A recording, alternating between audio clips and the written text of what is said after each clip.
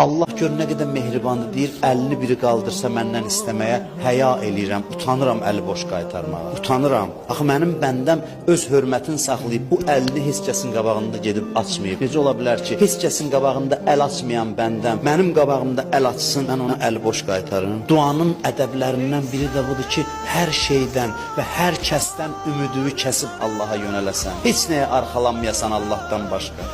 Nə qüdrəti var, nə dostu var, nə tanışı var, nə məqamı var, nə pulu var, nə sərvəti var. Hər şeydən ümidsiz olasan. Həzrəti Yusufu quyuya atanda qardaşları Həzrəti Yusufun dodağında təbəssüm görürlər. Görürlər Yusuf gülür. Deyirlər Yusuf niyə gülürsən, biz səni quyuya atırıq. Deyir bir zaman sizə baxırdım, deyirdim ki mənim bu qədər neçə dənə qardaşım var. Bu qədər qardaşım ola kim mənə ziyan toxundura bilər. Allahın işinə bax ki, indi sizin əlinizlə quyunun dibinə düşürəm.